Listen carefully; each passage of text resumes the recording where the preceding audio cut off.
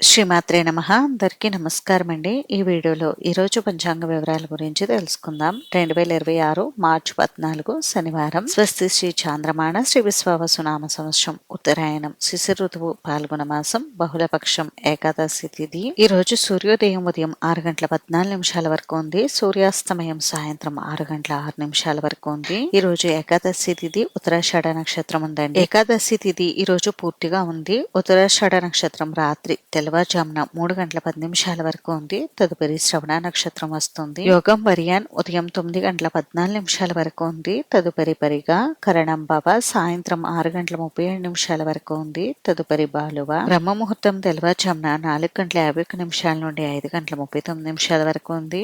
అభిజిత్ ముహూర్తం మధ్యాహ్నం 12 గంటల 1 నిమిషం నుండి 12 గంటల 49 నిమిషాల వరకు. అమృతకాలం రాత్రి 8 గంటల 8 నిమిషాల నుండి 9 గంటల 52 నిమిషాల వరకు. శుభ సమయం సాయంత్రం 5 గంటల నుండి 6 గంటల వరకు అయితే ఉంది. వచ్చే ఉదయం 9 గంటల 58 నిమిషాల నుండి 11 గంటల 42 నిమిషాల వరకు ఉంది.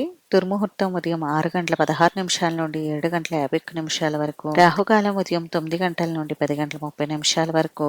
యమగండం మధ్యాహ్నం 1 గంట 30 నిమిషాల నుండి 3 గంటల వరకు. గుళిక కాలం ఉదయం 6 గంటల 28 నిమిషాల నుండి 7 గంటల 57 నిమిషాల వరకు అయితే ఉంది.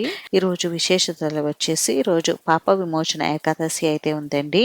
అలాగే మీన సంక్రమణం కూడా ఉంది. ఇంక ఈ రోజు మంచి రోజా కాదా అని అంటే మంచి రోజేనండి. ఈ రోజు అన్ని శుభకార్యాలు కూడా నిర్వహించుకోవచ్చు. ఇది ఈరోజు పంచాంగ వివరాలు అయితే. ఈ వీడియో మీకు నచ్చితే ప్లీజ్ లైక్ చేసి షేర్ చేసి సబ్స్క్రైబ్ చేసుకోండి.